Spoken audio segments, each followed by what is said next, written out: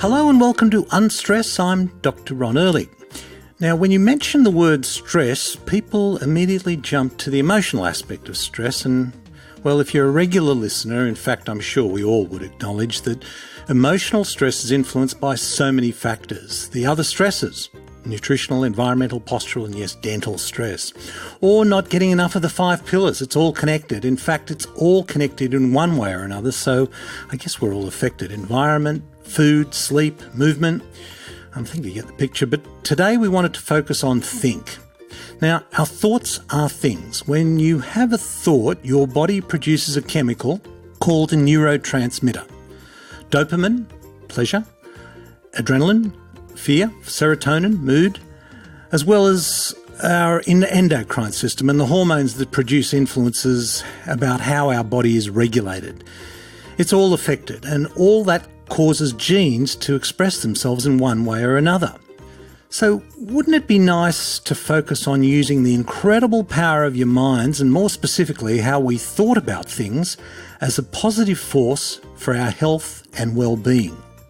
But not just to talk about it, but with some real strategies about how to approach it.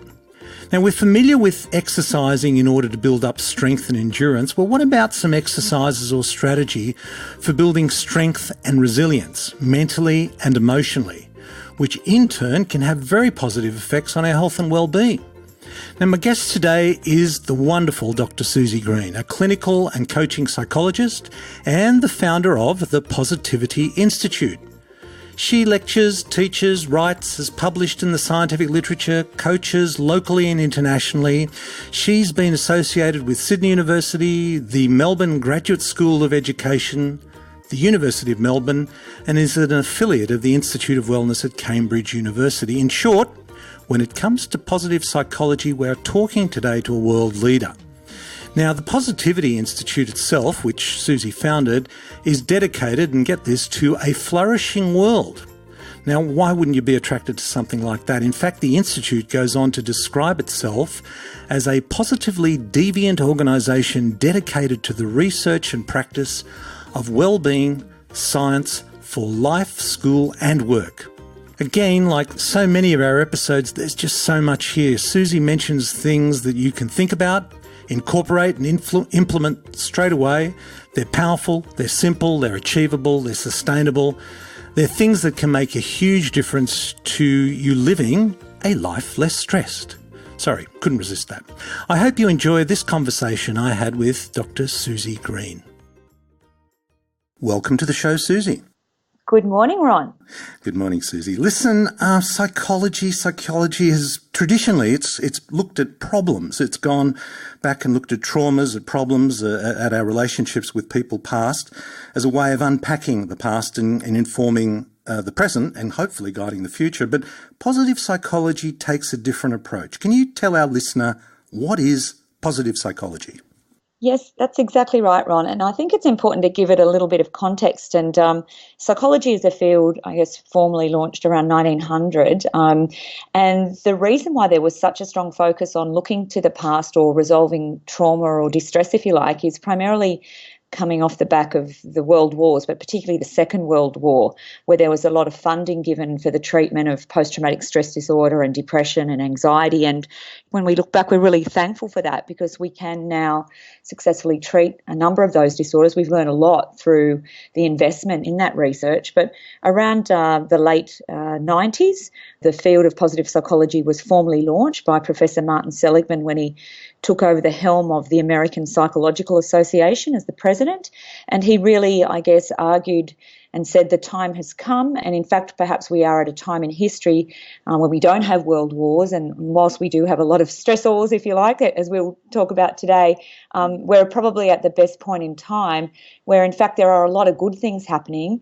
And we need to start focusing on what's right with people rather than what's wrong with them, and what's good in the world rather than what's all bad. So it's certainly not to replace traditional psychology, there's still such a need, and I would like to see greater uptake of particularly therapy in our community. But this is really an approach, a proactive approach to well-being. And so I think, it's a nice, a complementary approach to traditional psychology. Yeah, and you use that term well-being, which is, I guess, what we're all striving for. I know you mentioned, and you also mentioned Martin Seligman, who I've also referenced in my book, and there's this a model of well-being that he coined, Perma. Yes. Can you share with our listener what that actually means and stands for? Yeah, definitely. So I guess, when we're talking about well-being from a psychological perspective, we are generally, and a lot of the research has been obviously around psychological well-being, but, we'll probably get to this point too moving forward in our discussions today around, how physical health and psychological health are so intimately related and they do need to be connected. But most of the research, as I said, on well-being in psychology has been from a psychological perspective. And there are, a number of theories. There's still quite a bit of debate happening around what is well-being, psychologically speaking. But Marty Seligman, you're right, did create this model called Perma, which stands for positive emotions, engagement, relationships, meaning and accomplishment. And he argued that for somebody that has high levels of well-being, or what we like to call flourishing in positive psychology speak, that they actually have a high degree of positive emotions or a higher ratio. So it's not as if we're not experiencing any negative emotions. And I, to be honest, Ron, I struggle with those terms because emotions are not necessarily good or bad, that they're useful or perhaps not so useful at times. But so we know that a flourishing individual is experiencing more positivity generally. They're engaged, so they're in that flow state that Professor Mihaly Csikszentmihalyi did a lot of research on. Who was that again? Who was that? Yeah, it's a tricky one to pronounce. It's Yeah. Professor Mihaly Csikszentmihalyi, and he was also one of the co-founders of the positive psychology movement, and his whole academic career has been focused on the study of flow, or athletes refer to it as being in the zone. So that experience, that optimal human experience of being totally absorbed in an activity, you sort of become one with the activity, time flies, and his research has shown that when you come out of that state, people report elevated levels of well-being. So it's an important factor, I guess, when we are looking at well-being. And then R is that positive relationships. So it's not necessarily the quantity, as I think as the older you get, you start to realise it's quality over quantity. So we know that a flourishing individual does have quality, positive relationships. They have a sense of meaning and purpose in their life about what's important. They tend to know what their values are, and they tend to create a life that's congruent with their values, or they have a sense that, a purpose or a mission. And then A is achievement. So, I guess psychologically speaking, we know that achievement can also actively work against well-being. And, we do a lot of work in schools, and we see this a lot with senior high school students, also with teachers, but also in the corporate sector, where people are very focused, set really stretch goals, but the achievement is actually, or that striving for that high levels of achievement is detrimental to well-being. So we know that we need achievement to support well-being rather than undermine it. And so there's quite a bit of research around that. And just before I finish, more recently, and I don't know if Marty Seligman has acknowledged this, but Geelong Grammar, who's one of the first schools in the world to work with Marty and take this positive education approach, they've been adding, and a lot of other schools and workplaces are adding an H to Perma, and the H stands for health. So again, that acknowledgement of physical health and how crucial that is. And yes, well, I did pick up on that as well as the additional word, and I think it's really timely. And the achievement, of course, we have so much overachievers. That's right. Who are striving for overachievement. But can we just go back to the R, relationship? Yes. Because I think that's the most fascinating. I mean, I know there was a Harvard study that's gone on for 75 years, and I'm sure you're aware of it. But and you've also mentioned technology, because I think there's this paradox where relationships have been shown to be so important, and yet technology gives us friends and likes. There's a difference, isn't there? Oh, there certainly is. And out of all the factors or variables that have been studied in the psychological science that impact on our well-being or happiness, relationships, well, they used to be called the trump card of wellbeing. Yes, okay. Let's not anyway, let's not get into that. Let's not get political. I know a lot of my listeners feel very uncomfortable with that. But anyway, so we know that they are the most powerful factor that impacts on well-being. But on the flip side, there's a lot of psychological science to show that when relationships aren't doing well, it's actually the most common reason that brings somebody into therapy when we don't have positive relationships. So if you're going to make an investment, out of all the, I guess, strategies you could implement, we would certainly recommend, revisiting your relationships and really thinking about what matters most. And it's also another strategy we have in positive psych is, writing your eulogy, and reflecting at the end of your life or your 80th birthday. And people don't often reflect on, how many hours they worked a week or, how many baskets of laundry they did. But it says, doesn't it say on our gravestone, loving mother, father, brother, sister? So it really does come down to our relationships. Yeah, it really does say. I don't think actually I've ever seen it say, did some great work in the office. Gee, he worked hard. That's right, exactly. Yeah. That Harvard study did actually show that, didn't it? Are you aware of that 75-year? I am. I think that was George Vallant's study, and there were a number of factors in there which I can't completely, but I remember that the relationships, I think, was more powerful than even stopping smoking. Like it has such a significant impact on our well-being. And in fact, again, looking to the flip side, isolation or social isolation, they're now saying is, has such a negative impact as, smoking as well. And I just heard recently that the UK government have appointed a minister for social isolation or, to address those issues of social isolation. Yes, well, I did see a study that was in Somerset in the UK which showed that community involvement in healthcare reduced the admissions to emergency and the amount of hospital stays, the length of hospital stays. So it just reinforces that important.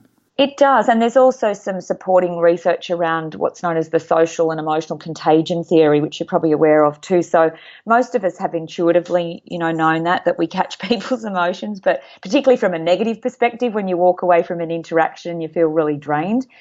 There's some great research happening in the US in the workplace using social network analysis to map out these, what they're calling positive energy networks. And it's not necessarily that some people are positive energizers for everybody, but it's an opportunity to think about in your life who are the people that are supportive, encouraging, rather than, and I think Dr. John Gottman's research around this too, rather than the cynicism, the sarcasm, the negativity. So we're not saying that that's not going to happen at all, or, but it's really about building up the positivity. We seem to be up against it though, don't we, in the sense that if you sat and listened to the news, yes, you would almost be excused for thinking we are living in the worst time in human history. And I think you just mentioned it earlier that that's in fact not the case. No, that's right. And I'm just hoping I've got this information correct here, but I'm pretty sure it was Bill Gates that just did guest editorial for Time magazine in January or February edition. And it was really about optimism. And he quoted all the statistics, to show at this time in history, there's never been so many positive things happening in the world.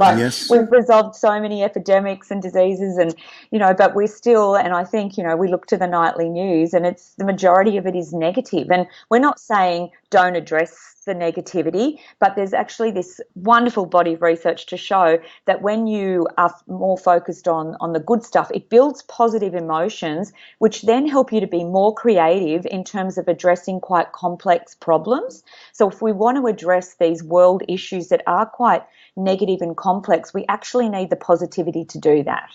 Yeah. Now, we're talking about the Perma model. Yes. And I think in theory, the theory of it is terrific. How do we, once we accept that it's, hey, that does make sense. Yes. How do we embark on that? What would you say to our listener? Okay, this is important. You've accepted it. Now what?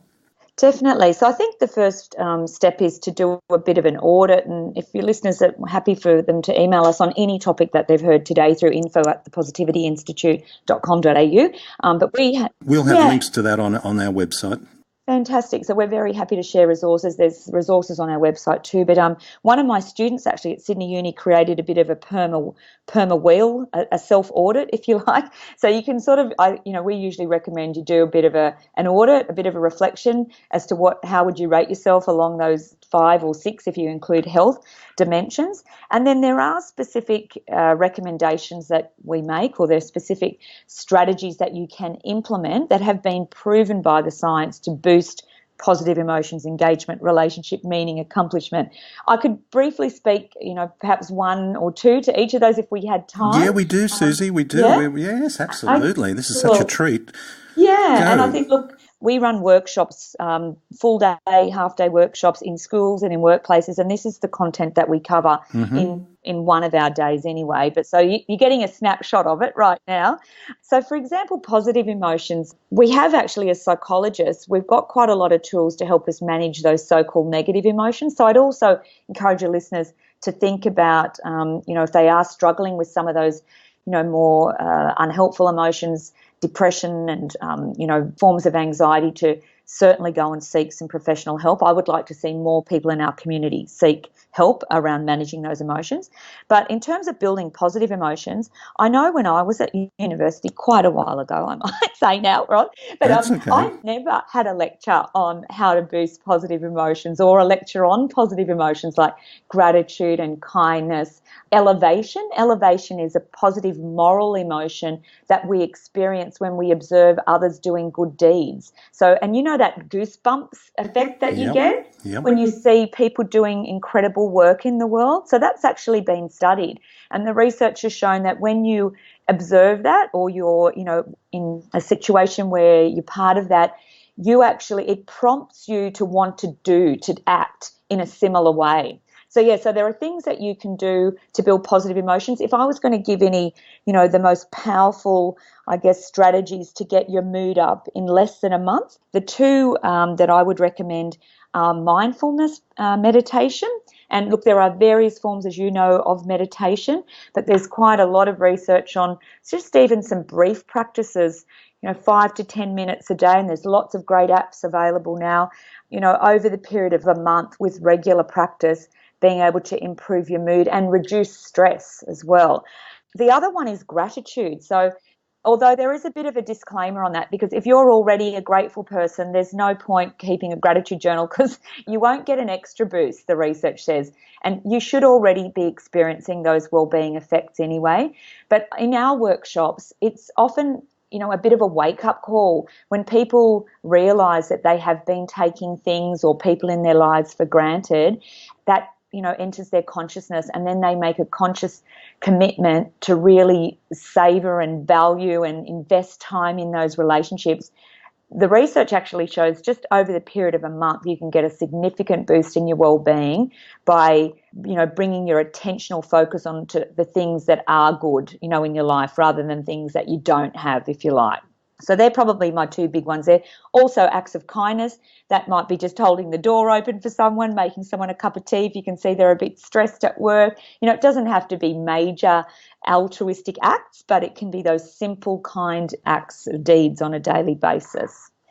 With engagement, I mentioned flow. So some of your listeners might be an opportunity to just reflect on their life, work and outside of work. Often people think that that flow only happens sort of, when you're in, as I said, in the zone doing sports activities or a lot of creative activities. We've actually found that flow occurs in art, dancing, writing. But Csikszentmihalyi, who I mentioned before, the researcher, he actually has had a great paper called The Paradox of Work, which he found that people do report high levels of flow at work, but it's finding the activities. And it's flow happens where your skill level meets the challenge. So if you've got a low skill level and your boss gives you a real stretch, you often go into overwhelm or anxiety.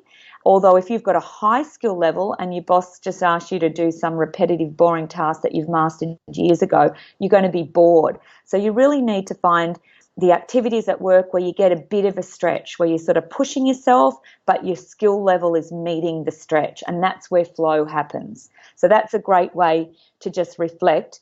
The other way to really get engaged is through knowing and using your strengths. And I was just going to say, I know that perhaps you wanted to come back to that, so I might leave that one and come back to that. In terms of positive relationships, I think you can certainly, as I mentioned before, utilise gratitude and start to reflect on, the people that you do have a sense of gratitude or appreciation in your life and expressing that to them. There's another great activity to build positive relationships that's called active and constructive responding, or ACR. And this research has been done particularly around good news, when people share good news with you. And I often say to the participants in my workshop, think back to the last piece of really good news that you got. Think about who you shared it with and think about their response to that. And Shelley Gable's the researcher. She actually found that people respond in 4 primary ways.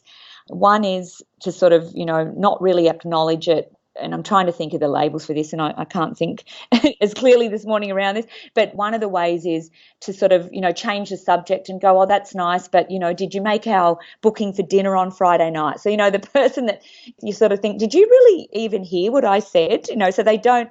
Enough about me. What do you think about me? Yeah, that's it. So they don't really acknowledge. It's like they didn't even hear your good news and they change the subject.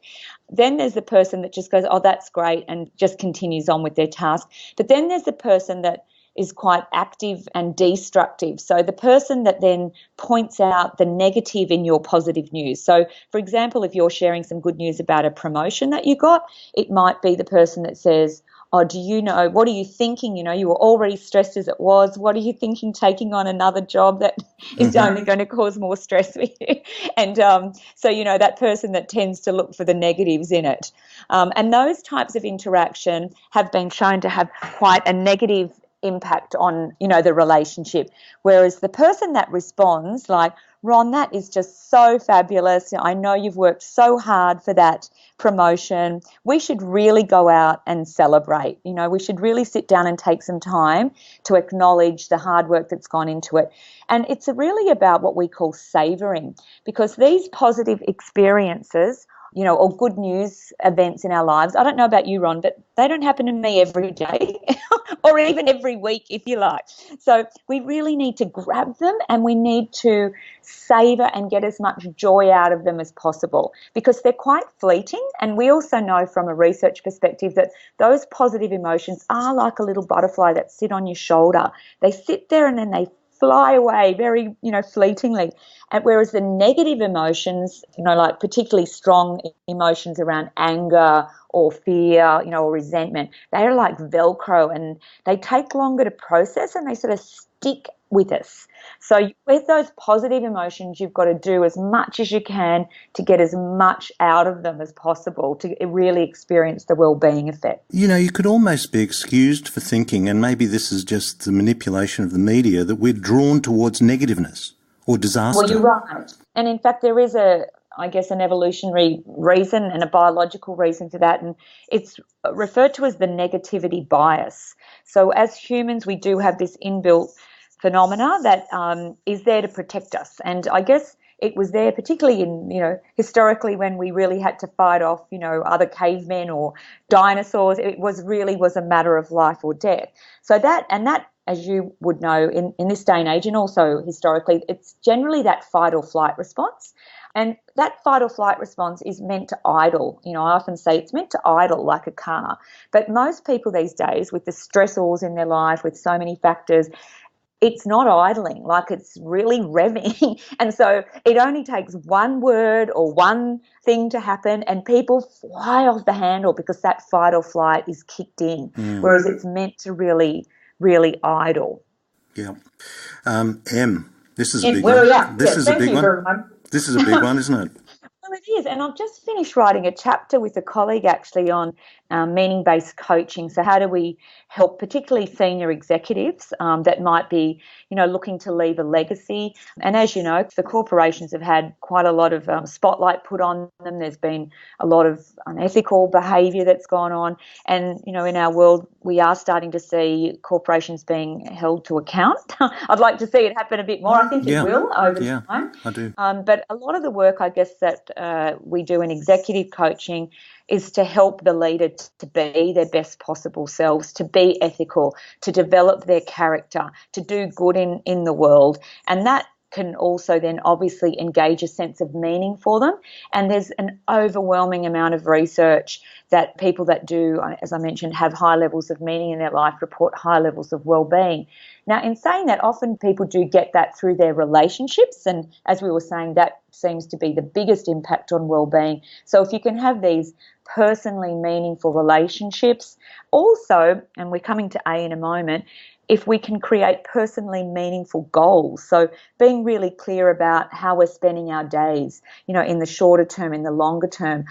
Is our job aligned to the things that matter to us? Are we engaged in activities that are aligned to our values? And that meaning piece it's not meant to be addressed superficially or simply. In fact, I would suggest to, your listeners that they might want to take stock and really give that some more thought, because one of the activities that we do use to build meaning is a values clarification exercise. And again, people feel free to email us. We just have a simple list. It's not exhaustive by any means. We're working on a set of cards at the moment around that. And I'm also, working currently with the Black Dog Institute, who are also working on a values project. And that's not ready yet, so that'll be coming out probably next year. But people can start to reflect on their values. And I've had clients that have said to me in the past, Suzy, I think I need a year. I think I actually need to take this whole year to really reflect and think about what matters most in my life, because I'm not sure if I am living a truly, authentic or meaningful life. Whereas other people are clear, they just haven't made those values explicit. So it's also about being quite explicit. And then, I often ask clients that I've had on a scale of 1 to 10. So say, for example, health is one of your top 5 core life values, which it is for many people. I know it is for me. And then you ask the person on a scale of 1 to 10, where 10 out of 10 equals my life reflects that I'm completely living this value, what score would I give myself? So, when people say that health's important, but they're not actually engaging in activities that support their health, or they're in activities that actually actively work against their health, that insight, I guess, and that incongruence between knowing that something's important and not living it, that sort of discomfort can often be the motivator to start to make some changes in your life. Often we don't make those changes until we're confronted with some kind of crisis, and it's often a health crisis or a relationship crisis. It is, and I guess, putting my coaching hat on, I would love to see more people proactively engage in not necessarily executive coaching, but personal or life coaching, rather than waiting for these crises, these health issues or these relationship issues. Why don't we proactively engage in thinking about what is going to be a well life for me, and how do I design a life around that? And rather than expecting that we should be able to do it ourselves, I mean, we'll go and see the accountant for our finances, or, we'll go and see the hairdresser for our hair, or, the physio for our body. We need to start to think about engaging proactively, with health professionals, which I know is the work that you do, in much more proactively. Mm-hmm. Yeah, take control, build resilience, be the best you can be. That's a message. Go on. This is fabulous. And then the A, accomplishment, and I already mentioned that we often see people having, accomplishment actively work against them. There's about 40 years of research in psychology on the impact of goals, particularly personal goals, on well-being. Now, I know, I've worked with hundreds of people over the years, and many people have quite a strong distaste to goals. And, I guess I find that curious in many ways, because I'm a big goals. I love goals. I have goals in every domain of my life. I have fashion goals, so I'm at the complete opposite end of the spectrum. But I certainly understand for some people that perhaps there are reasons why they don't like goals. Sometimes people choose not to set them because they've set them before and they haven't achieved them, and they don't want to be disappointed. Often I've had clients say to me, well, what if it doesn't work out? And, and I've written it down on paper. And I guess my response to that is, well, at least you've had a go. And what have you learnt from that? And, I don't want to get to 80 or 90 and look back and say, why didn't I have a go? I'd prefer to have had a go and have learnt than to have not had a go. That's my usual response. But generally, everybody has goals. So goals are defined in the science as internal representations of desired end states. So that's a long-winded sentence, but it basically means that in our minds, we have desires, or, as humans, we have desires, and we do often daydream, or we have wishes, don't we? All of us have dreams and desires for our own lives and for people in our lives, our family. We don't always make those explicit in terms of setting an explicit goal, but we do all have goals. So I guess it comes down to a personal choice as to whether you want to make them explicit, but I can tell you that the research overwhelmingly shows that when you're really clear about what matters most to you in your life, that's your values, which we spoke about before, and you then set longer term goals and shorter term goals aligned to that values. So it might be, something broad like, and we mentioned before, improving my relationships with my family. Let's just say we call that a middle order goal, if you like. The challenge then is to create that into a shorter term goal. And look, again, this is a personal choice, but say if I was working with someone in a coaching context over a 3 or 6 month period, we'd actually get quite specific about how are we going to know when you have improved those relationships? What are the indicators going to be? And so we get quite clear on those results, what that's going to look like, and we come up with a number of strategies or actions on ways that you could do that are probably have greater chances of success than perhaps ways that you've tried in the past that didn't have success. So I guess working on positive accomplishment, you can certainly do that yourself, although, Ron, you and I both know the statistics around New Year's resolutions, they're pretty low. Yes. So most people, aren't bad at setting goals. Where they fall off the wagon is what we call the goal striving process. So that's staying on track with their goals. And again, I would encourage people to think about not, having a coach for life, but say if it's a career transition or it's a particular goal that you're working on, writing a book. I've worked with lots of, people completing books or their doctoral dissertations.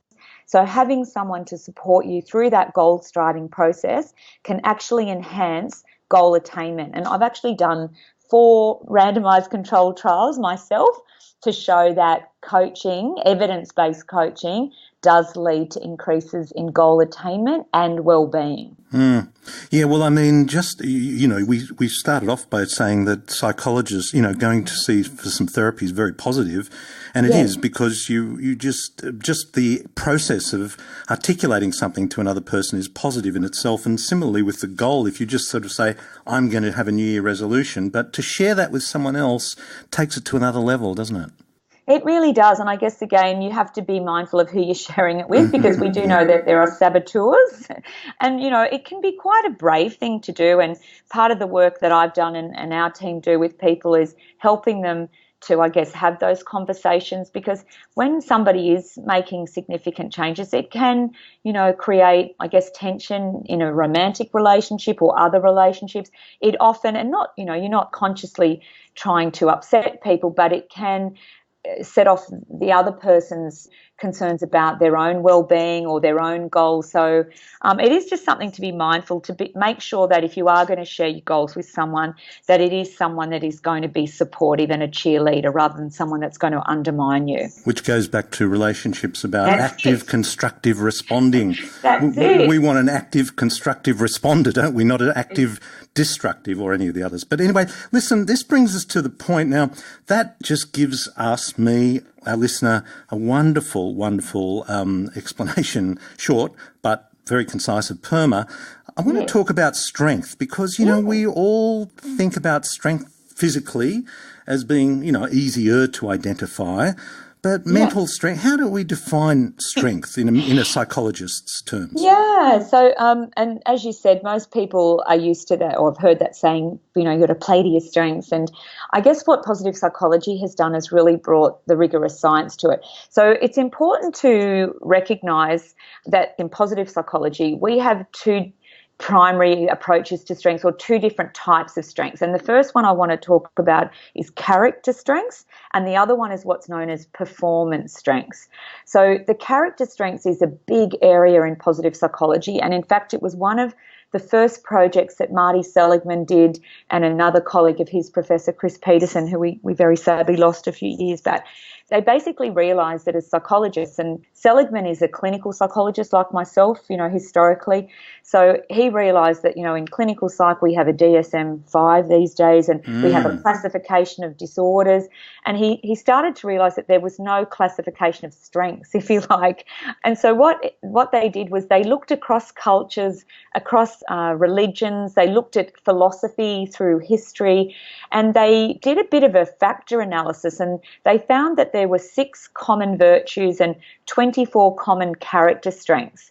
And off the back of this assessment came what's known as the VIA, which actually stands for the values in action, which gets a bit confusing because it's really character strengths, as I said. So these are morally valued character strengths. So things like kindness, gratitude, capacity to love and be loved, forgiveness, leadership, curiosity, creativity, and there's 24 of them.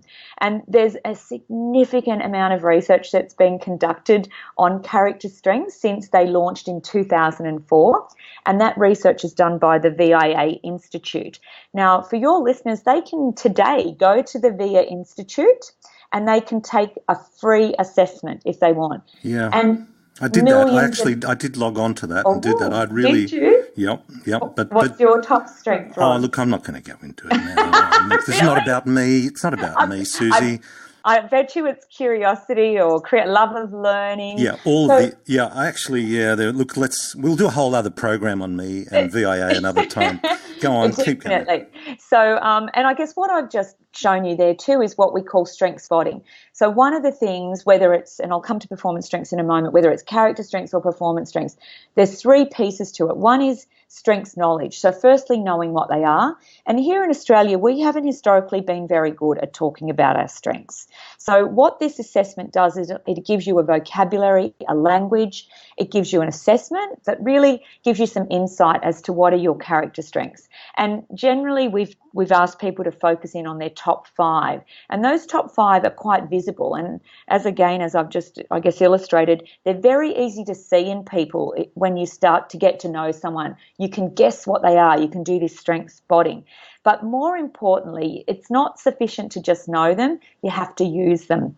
And this is where, I guess, the challenge lies at the moment, because a lot of people have been doing, whether it's the VIA or the Gallup Strengths Finder, which is one of the performance strengths tools, or the Strengths Profiler. What was that, Suzy? Sorry, I think the line just dropped. It's the Gallup? Oh. Yes, so the performance strengths. So performance strengths are not morally valued as such. They're more like talents, if you like.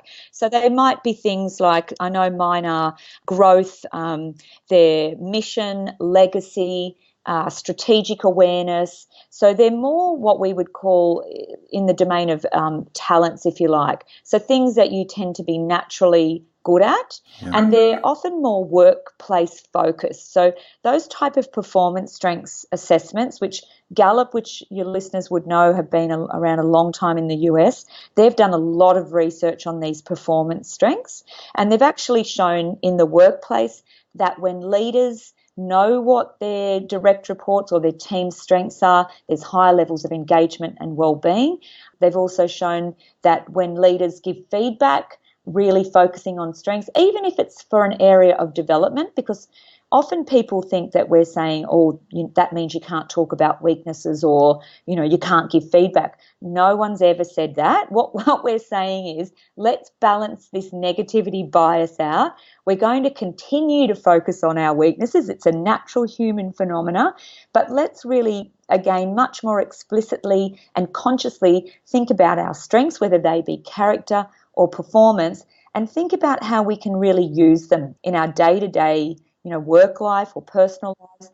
But also, there's absolutely nothing wrong with developing a strength. And that's really important when it comes to those character strengths, because ideally by the time we leave the planet, and I know for me, I would like to have developed, there's 24 of them. Now, I don't think I've developed all of them yet, Ron, but I'm working on it, you must be close, Suzy. You must be close. You try, but we're human, as we know. But it's really about being a good human being. It's about being what we call a virtuous organisational citizen in terms of the workplace. So those character strengths for me are absolutely crucial, and we'll often start off with them as a foundation, as an introduction to strengths. But then in the workplace in particular, we'll often move to these performance strengths, because those performance strengths are often assessed around energy. And as you and I know, people love this concept of energy. What energizes me? What drains me? And those performance strengths, research has shown that when you're really using strengths that they do energize you. And again, that effect is contagious on people around us. So we're ideally trying to, as much as possible in our roles at work, utilize strengths that are going to energize us and the people around us. I know with feedback's an interesting one, because I know when we do that at work or we reflect on it, when we talk about past podcasts, we try not to be negative with each other. We kind of say, that worked well, what could we have done better? Exactly. Rather than say, gee, that was terrible, that was a ridiculous thing to ask, But that's what you're talking about there with the performance and feedback. We're so harsh on ourselves generally as human beings, and I guess that also speaks to another area of research that some of your listeners might want to go and have a look at, is around what's known as self-compassion. Kristen, I get her name confused, Neff, N-E-F-F, she's got a great TED Talk, and she's done significant amounts of research, but there are also other researchers now looking at particularly young girls in school settings, but also, people generally. How do we develop greater levels of self-compassion for ourselves rather than being so harsh on ourselves? Yeah. And with our preoccupation with technology and social media and everyone's 10 seconds or 15 or 20 seconds of fame, it's easy to be hard on oneself, isn't it? Definitely. It really is. And I think, everything's so immediate. And I just want to talk briefly to this concept of mindfulness, which really none of what I've spoken about today is going to be able to be applied unless you've got a level of mindfulness. So the more that you can increase your levels of mind, when I say that, it's in a nutshell, is really being present or being a mindful observer of your thinking, your emotions, what's about to come out your mouth, the impact that might have on the person around you. Now, we're not expecting people to be mindful 100% of the time, because that's just not possible. Our brains don't work like that. But imagine a world where everybody's mindfulness levels went up 1 or 2 points. Ron, we'd have less arguments, less accidents. It would be a much better world. Mm-hmm. Wow, Suzy, we've covered so much ground here, and you've given us so many tips. In a nutshell, well, you've given us so many tips. I'm not going to ask you to give me 2 or 3, but listen, here's one thing that I wanted to ask you, and that is taking a step back from specifics of positive psychology. What do you think one of the greatest challenges are that people face in our modern world on their journey? Yes. Well, I guess one of the greatest challenges is that there are so many challenges. And I think that can be, I often say to people, that can be a positive thing, because, even if you just look back 30, 40 years, and, my mum's 91, and when I talk to her about her life as a woman, I mean, the opportunities that I have now as a woman and my daughter has as a woman in a very short period of time have changed significantly. And not just for women, but for everybody generally.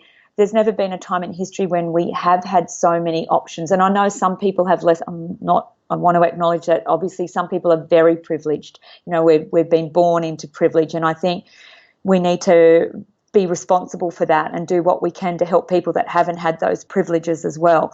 So I know a lot of the people that I see are at the other end of the spectrum, where they are privileged. They have had so many options, and they are overwhelmed by those options. So often we talk about taking things off your plate. And, I think we just spoke briefly before we started about this minimalism movement, the simplification movement that we're starting to see happening on the planet.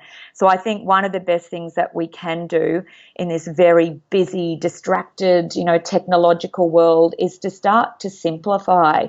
And that really comes back to values again. So I think for me, it would be, if you're going to do anything, come back to your values, what matters most, and then start to design a life. Take things off your plate before you start doing anything more. Oh, Suzy, thank you so much. This has been fantastic. We're going to have links. You've given us so many links, but we're going to have links to your website, to that VIA, to your audit, your relationship audit. And a few of those articles. So we'd love to get you back and talk some more about this, but thank you for joining us today. Thank you, Ron. It's been a privilege to talk with you and to share some of that information with your listeners as well. Thank you. Gosh, I feel like we have just done a complete workshop on positive psychology. I hope you guys agree. I reference the Perma model, PERMA, in my book, and have certainly added the H for health. We keep coming back to relationships, and clearly they are just so important. And I'm talking not just likes and friends, but real relationships with real people. Suzy mentioned doing a relationship audit. She's got that on her webpage. We'll have links to that on our show. And also the values audit or survey, or I think it was called Values in Action, or VIA online survey. Look, I did it. These are interesting tools to get you thinking. And of course, our biggest challenges on our health journey, I love this, taking stuff off the plate, simplifying our lives, assessing what is really important to you. The power of thought, recognising your strengths and weaknesses, so much for us all to think about and aspire to. After the interview, Suzy mentioned to me that the Positivity Institute is developing some great online programs in the next few months, what she calls a positivity prescription. But I'm sure we'll get Suzy back to talk about those and build on this. I don't want this to just be an episode you found interesting and something you just covered and now that subject is done, let's move on to the next one. I mean, in so many ways, doing a podcast is such a treat. I know I learned so much from talking to my wonderful guests, and I hope you do too.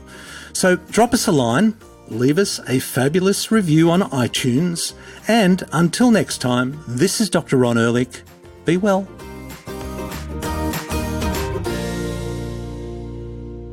This podcast provides general information and discussion about medicine, health and related subjects.